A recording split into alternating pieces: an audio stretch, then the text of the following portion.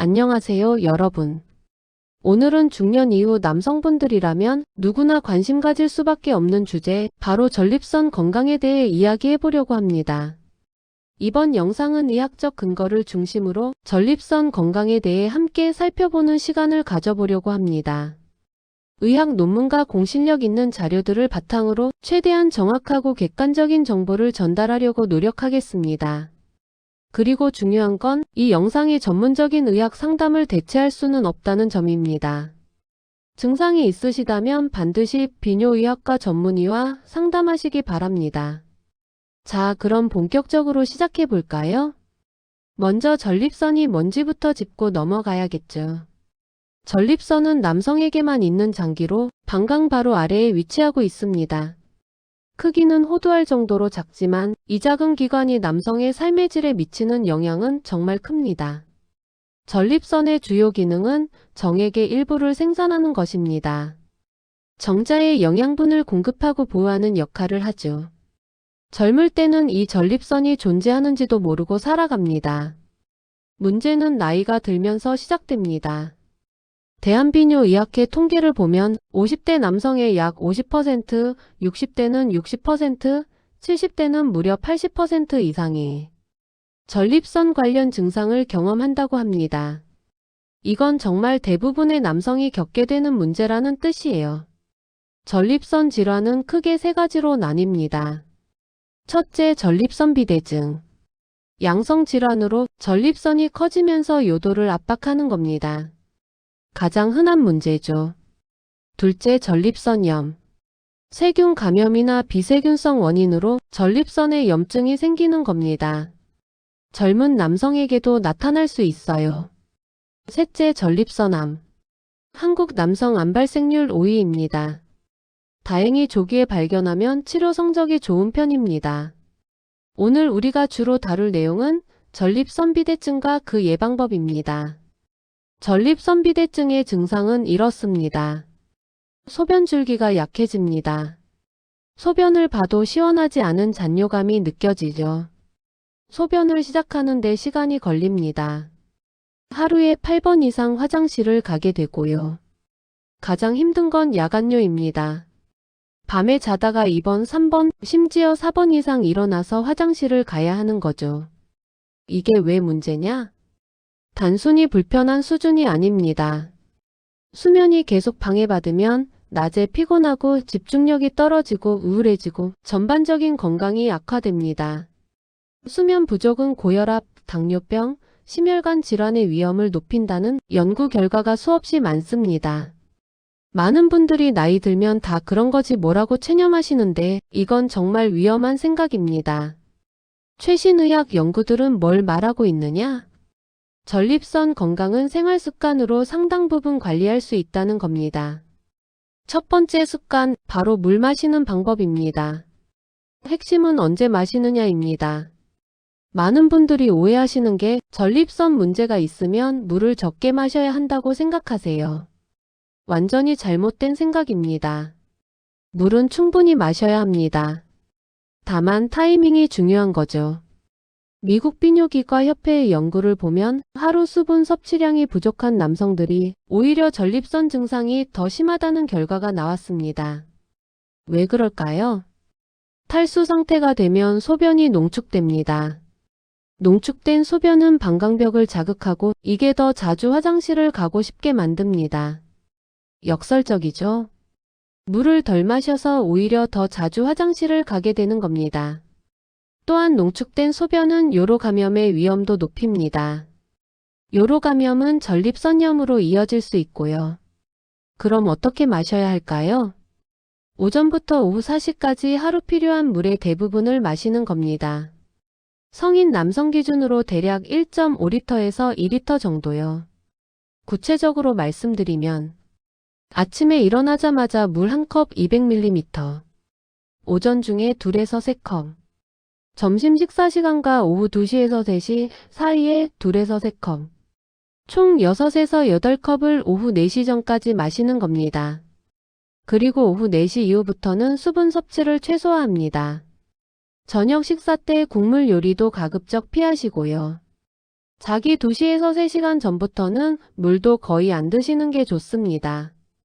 유럽비뇨기과협회가 2019년에 발표한 가이드라인에서도 이 방법을 시간 제한 수분 섭취라고 해서 야간뇨 관리의 첫 번째 비약물적 치료법으로 권장하고 있습니다. 실제 연구 결과를 보면 이 방법을 3개월 정도 실천한 남성들이 야간뇨 횟수가 평균 40% 정도 감소했다고 합니다. 약도 안 먹고 이 정도 효과면 충분히 시도해 볼 만하지 않나요? 한 가지 더 주의할 점은 카페인과 알코올입니다.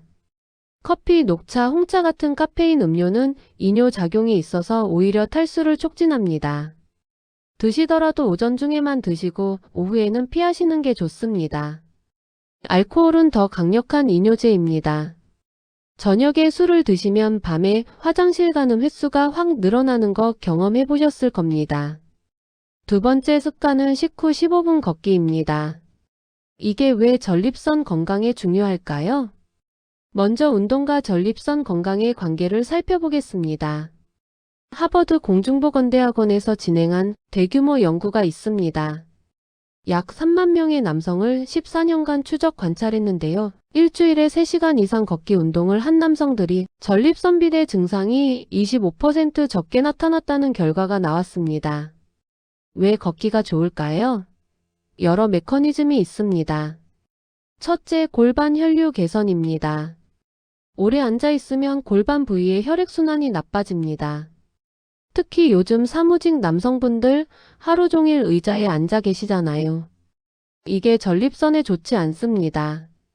걷기 운동을 하면 골반 부위로 신선한 혈액이 공급되면서 전립선 조직에 산소와 영양분이 더 잘 전달됩니다. 둘째, 염증 감소입니다. 규칙적인 유산소 운동은 몸의 만성 염증 수치를 낮춥니다. 시다시 반응성 단백질, 인터루킨-6 같은 염증 표지자들이 감소하는 거죠. 만성 염증은 전립선 비대와 전립선암의 위험 요인 중 하나입니다. 셋째, 체중 조절입니다. 비만은 전립선 문제와 직접적인 연관이 있습니다. 지방 조직에서 염증성 물질이 나오고 호르몬 불균형을 일으키거든요. 비뇨기과 저널에 실린 연구를 보면 BMI가 30 이상인 남성들이 정상 체중 남성들에 비해 전립선 비대 증상이 심할 확률이 2배 이상 높았습니다. 넷째, 혈당 조절입니다. 식후 걷기는 특히 혈당 스파이크를 줄이는 데 효과적입니다. 당뇨병이나 인슐린 저항성은 전립선 건강에 부정적인 영향을 미칩니다. 당뇨병 관리 저널의 연구에서 식후 15분 걷기가 식후 혈당을 22% 낮춘다는 결과가 나왔어요. 그럼 어떻게 실천할까요? 점심 식사 후 15분, 저녁 식사 후 15분. 하루 총 30분입니다. 헬스장 갈 필요 없고 특별한 장비도 필요 없어요. 그냥 편한 신발 신고 밖으로 나가면 됩니다. 속도는 천천히 걸으셔도 됩니다. 옆 사람과 대화할 수 있을 정도의 속도면 충분합니다. 숨이 찰 정도로 빠르게 걸으실 필요 없어요. 비가 오면 아파트 복도를 걸으셔도 되고 대형 마트나 백화점을 걸으셔도 됩니다. 중요한 건 매일 하는 겁니다. 한 가지 주의사항이 있습니다. 사이클이나 승마처럼 회음부, 즉 전립선 부위를 장시간 압박하는 운동은 오히려 좋지 않을 수 있습니다. 프로 사이클 선수들이 전립선 문제를 겪는 경우가 많다는 연구도 있어요. 취미로 가볍게 하시는 건 괜찮지만 장시간은 피하시는 게 좋습니다. 자, 이제 아마 가장 민감하고 또 중요한 주제를 다뤄보겠습니다. 바로 성생활과 전립선 건강의 관계입니다. 많은 남성분들이 나이가 들면서 성생활을 포기해야 한다고 생각하세요. 또 어떤 분들은 성생활이 전립선에 나쁘다고 잘못 알고 계시기도 합니다. 하지만 과학적 증거는 정반대를 말합니다. 실제로 존재합니다. 2016년 유럽비뇨기과 학회에 발표된 연구인데요. 이건 정말 엄청난 규모의 연구였습니다. 약 31,925명의 남성을 18년간 추적 관찰했어요. 연구 결과가 뭐였냐? 한 달에 21회 이상 사정을 한 남성들이 4에서 7회인 남성들에 비해 전립선암 발생 위험이 약 20% 낮았습니다. 특히 60세 이상에서 이 효과가 더 뚜렷했어요. 왜 이런 결과가 나올까요? 몇 가지 가설이 있습니다. 첫째, 전립선 세척 이론입니다. 사정을 통해 전립선액이 배출되면서 전립선에 축적될 수 있는 잠재적 발암물질, 염증 유발 물질, 죽은 세포 등이 함께 배출된다는 거죠. 반대로 오랫동안 사정을 하지 않으면 이런 물질들이 전립선에 쌓이면서 문제를 일으킬 수 있다는 겁니다. 둘째, 호르몬 조절입니다. 규칙적인 성생활은 테스토스테론과 에스트로겐의 균형을 유지하는 데 도움이 됩니다. 호르몬 불균형은 전립선 비대의 주요 원인 중 하나거든요. 셋째, 혈류 개선입니다. 성적 흥분과 발기 과정에서 골반 부위로 혈액이 몰립니다. 이게 전립선 조직에 산소와 영양분을 공급하는 역할을 하죠. 넷째, 스트레스 감소입니다. 성생활은 엔돌핀을 분비시키고 스트레스 호르몬인 코르티솔을 낮춥니다. 만성 스트레스는 전신 염증을 일으키고 이게 전립선에도 영향을 미칩니다. 그런데 여기서 중요한 질문이 나옵니다. 파트너가 없으면 어떡하죠? 의학적으로 명확하게 말씀드리면 자위행위도 같은 효과가 있습니다. 중요한 건 사정이지 파트너의 유무가 아닙니다. WHO도 자위행위를 정상적인 성적 활동으로 인정하고 있고 건강에 해롭지 않다고 명시하고 있습니다. 실제로 파트너와의 성관계와 자위행위를 구분하지 않았습니다. 둘 다 포함해서 사정 빈도로 측정했거든요. 그럼 현실적으로 어떻게 해야 할까요? 파트너가 있으신 분들은 배우자와 솔직하게 대화를 나누세요. 나이가 들어서도 친밀한 관계를 유지하는 것이 서로의 건강에 도움이 된다는 것을 함께 이해하시면 좋습니다. 파트너가 없으신 분들도 부끄러워하실 필요 전혀 없습니다. 자위행위는 자연스러운 건강관리의 일부입니다. 다만 성기능 장애가 있으시다면 반드시 비뇨의학과를 방문하세요. 발기부전은 단순한 노화가 아닙니다. 심혈관 질환의 초기 신호일 수 있어요. 심장으로 가는 혈관이 막히기 전에 더 가느다란 음경혈관이 먼저 막히기 시작하거든요.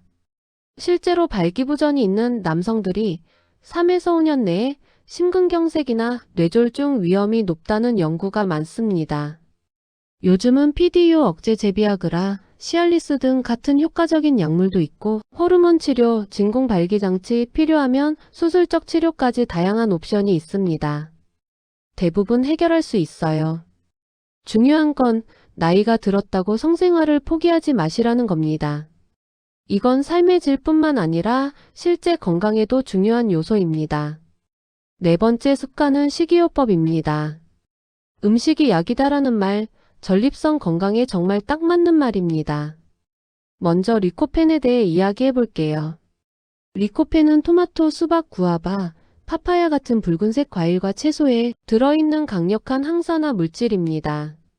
압력학 생체 및 예방 저널에 실린 메타 분석 연구를 보면 리코펜 섭취가 많은 남성들이 전립선암 위험이 약 10에서 20% 낮았습니다. 특히 익힌 토마토 제품을 주 2회 이상 섭취한 경우 효과가 뚜렷했어요. 왜 익혀야 할까요? 리코펜은 지용성입니다. 기름과 함께 가열하면 세포벽이 깨지면서 리코펜이 더 잘 추출되고 우리 몸의 흡수율도 2에서 3배 높아집니다. 실용적인 조리법을 드리자면 토마토 달걀볶음, 토마토 소스 파스타, 토마토 스튜나 찌개, 토마토 주스 등이 있습니다. 다음은 아연입니다. 전립선은 우리 몸에서 아연 농도가 가장 높은 조직 중 하나예요. 아연은 전립선 건강에 필수적인 미네랄입니다. 아연이 풍부한 음식으로는 굴, 호박씨, 소고기 적당량, 딸고기, 견과류, 콩류 등이 있습니다. 특히 호박씨는 간식으로 먹기 좋습니다. TV 볼 때 과자 대신 호박씨 한 줌 드시면 좋아요. 하루 권장량은 대략 30g 정도 한 줌 정도입니다. 다만 주의할 점은 아연 보충제를 과다 복용하면 오히려 해로울 수 있습니다. 하루 40mg 이상 섭취하면 구리 흡수를 방해하고 면역 기능에 문제가 생길 수 있어요. 가급적 자연 식품으로 섭취하는 게 안전합니다. 세 번째는 십자화과 채소입니다. 브로콜리, 콜리플라워, 양배추, 케일, 청경채 등이 여기 속합니다. 이 채소들에는 설포라판, 인돌-3-카비놀 같은 성분이 들어있는데 이들은 강력한 항암 효과가 있습니다. 특히 호르몬 대사를 조절하고 DNA 손상을 복구하고 암세포의 자살을 유도한다는 연구 결과가 많습니다.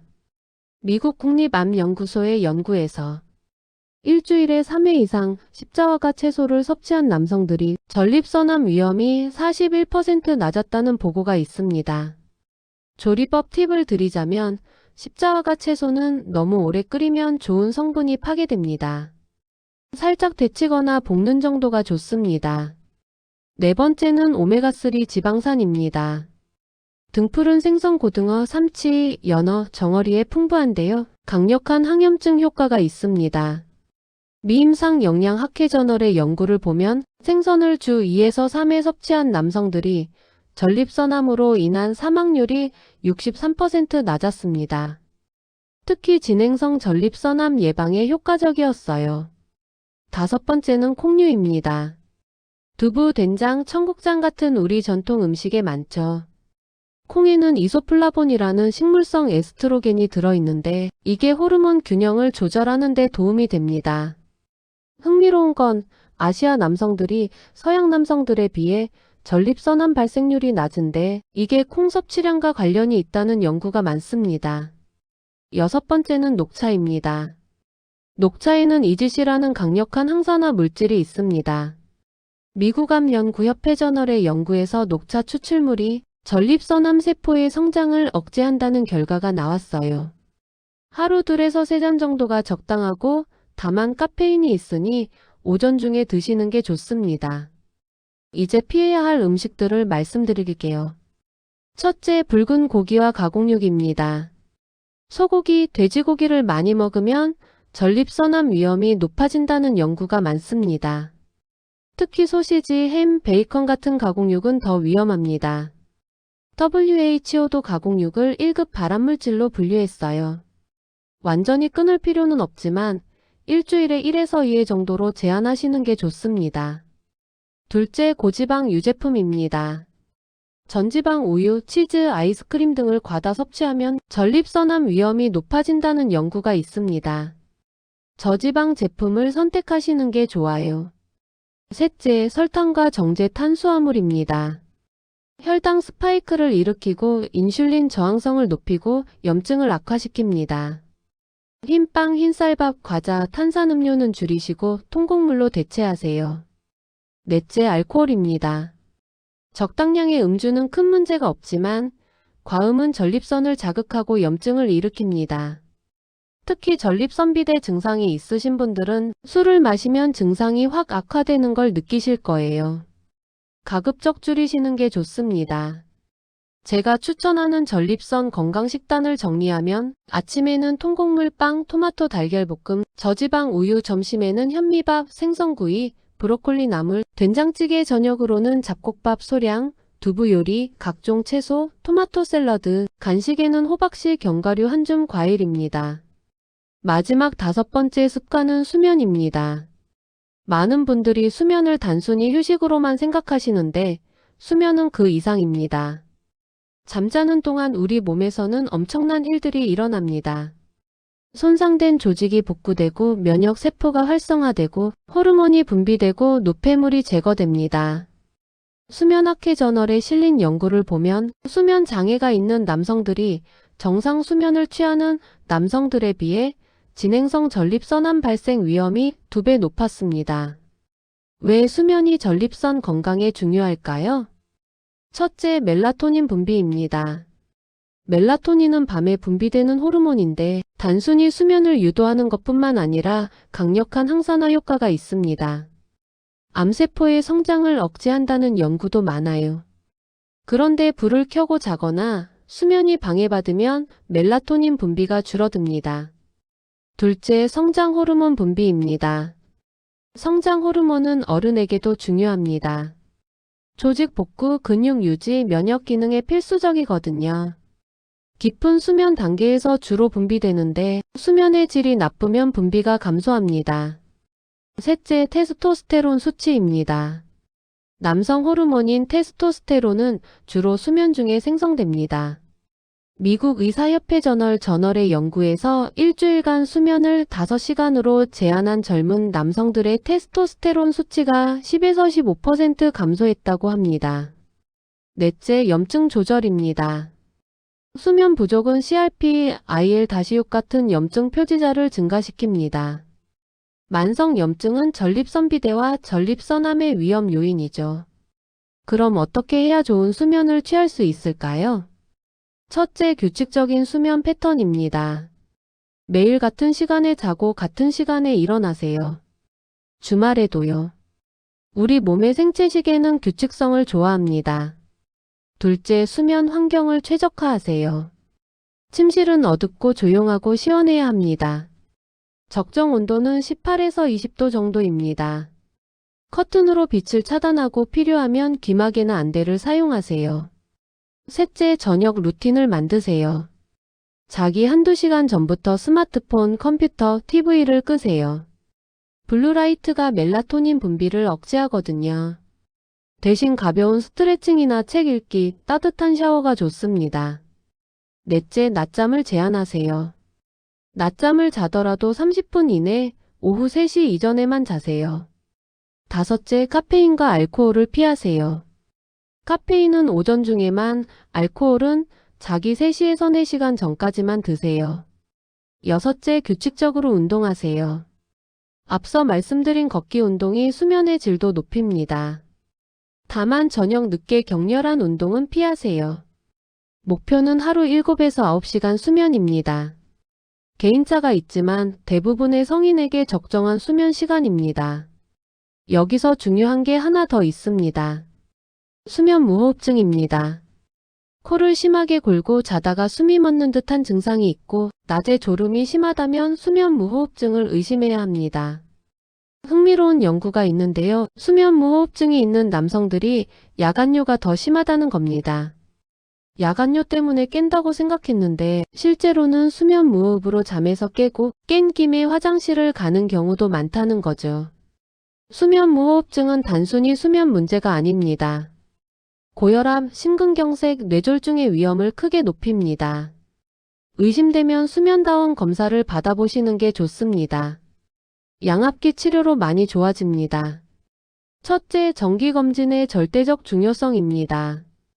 아무리 생활습관을 잘 관리해도 정기검진을 대체할 수는 없습니다. 전립선암은 초기에는 증상이 거의 없습니다. 증상이 나타났을 때는 이미 진행된 경우가 많아요. 대한비뇨의학회 권고안을 보면 50세 이상 모든 남성은 매년 PSA 검사 및 직장 수지 검사를 하고 가족력이 있으면 40세부터 시작하라고 권고합니다. PSA 수치가 높거나 상승 추세면 추가 검사를 진행해야 합니다. PSA는 혈액 검사로 간단하게 측정할 수 있습니다. 정상치는 일반적으로 4나노그램/ml 이하인데 나이에 따라 기준이 다릅니다. 중요한 건 PSA 수치가 높다고 무조건 암은 아니라는 겁니다. 전립선비대증, 전립선염, 사정 후, 자전거 타기 후에도 일시적으로 올라갈 수 있어요. 하지만 지속적으로 높거나 빠르게 상승한다면 반드시 정밀 검사를 받아야 합니다. 둘째, 약물 치료의 역할입니다. 생활습관 개선이 기본이지만 증상이 심하면 약물 치료가 필요합니다. 전립선비대증 치료제로 알파 차단제는 요도 근육을 이완시켜 소변 배출을 돕습니다. 5-알파화논효소 억제제는 전립선 크기를 줄입니다. 병용요법으로 두 가지를 함께 사용하기도 합니다. 부작용도 있을 수 있으니 반드시 전문의와 상담 후 처방받으세요. 절대 인터넷으로 사서 먹지 마시고요. 셋째, 골반적은 운동 케겔 운동입니다. 많은 분들이 케겔 운동을 여성만 하는 운동으로 알고 계시는데 남성에게도 아주 중요합니다. 골반적은을 강화하면 요실금 예방 성기능 개선 발기력, 사정 조절 전립선, 주변 혈류 개선, 과 같은 효과를 볼 수 있습니다. 방법은 간단합니다. 첫째, 소변을 참을 때 쓰는 근육을 찾으세요. 둘째, 그 근육을 5초간 조였다가 10초 쉬기를 해보시고, 셋째, 10회 반복을 1세트로 하루 3세트씩 반복적으로 해보세요. 주의할 점은 소변 보는 중간에 멈추는 연습은 하지 마세요. 오히려 방광에 안 좋습니다. 넷째, 스트레스 관리입니다. 만성 스트레스는 골반 근육을 긴장시키고 염증을 악화시킵니다. 실제로 만성 골반통 증후군 환자들의 상당수가 스트레스와 연관이 있습니다. 효과적인 스트레스 관리법으로는 명상이나 호흡 운동, 요가나 태극권, 취미활동, 사회적 관계 유지와 같은 방법이 있습니다. 다섯째, 주의해야 할 잘못된 정보들입니다. 인터넷에는 검증되지 않은 정보가 너무 많습니다. 전립선 마사지가 만능이다. 급성 전립선염일 때는 위험할 수 있습니다. 함부로 하지 마세요. 소팔메토만 먹으면 된다. 일부 효과는 있을 수 있지만 표준 치료를 대체할 수 없습니다. 자전거 타기가 전립선에 최고다. 오히려 장시간 승마 자세는 전립선을 압박할 수 있습니다. 금욕이 정력을 높인다. 의학적 근거 없습니다. 오히려 규칙적인 성생활이 이롭습니다. 자, 여기까지 전립선 건강에 대해 깊이 있게 살펴봤습니다. 실생활에 할 수 있는 습관을 다시 정리하면 물은 오후 4시 전에 충분히, 저녁에는 최소화 식후 15분. 걷기, 규칙적인 성생활. 유지, 토마토, 호박씨, 십자화과 채소, 생선 자주 먹기, 7-9시간 규칙적인 수면. 50세 이상이면 매년 PSA 검사와 직장 수지 검사. 증상이 심하면 주저없이 약물 치료, 골반적인 운동 꾸준히 하기, 스트레스 관리하기, 검증되지 않은 정보 조심하기. 이 모든 내용에서 가장 중요한 핵심은 뭘까요? 첫째, 일관성입니다. 한두 달 해보고 효과 없다고 포기하지 마세요. 최소 3에서 6개월은 꾸준히 실천해야 몸이 변합니다. 우리 몸은 하루아침에 바뀌지 않습니다. 둘째, 개인화입니다. 모든 사람에게 똑같이 효과적인 방법은 없습니다. 자신의 몸 상태, 나이, 다른 질환 유무에 따라 적절히 조절하세요. 그래서 전문의와의 상담이 중요한 겁니다. 셋째, 예방이 최선입니다.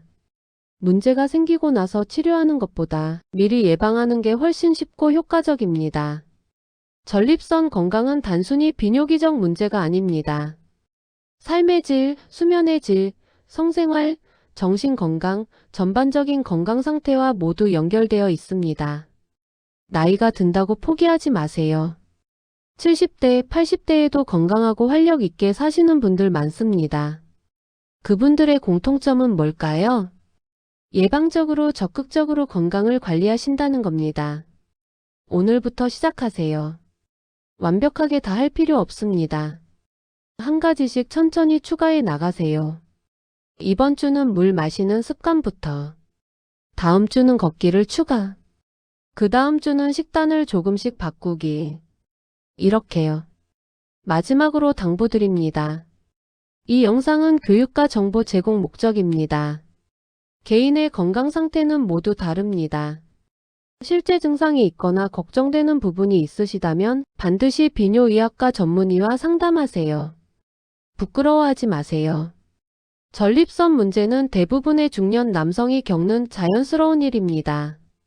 숨기고 혼자 끙끙 앓다가 나중에 더 큰 문제가 되는 것보다 초기에 적극적으로 관리하는 게 훨씬 현명합니다. 오늘 영상이 여러분께 도움이 되었기를 바랍니다. 좋아요와 구독으로 응원해 주시면 더 좋은 콘텐츠로 보답하겠습니다. 건강한 하루 보내세요. 감사합니다.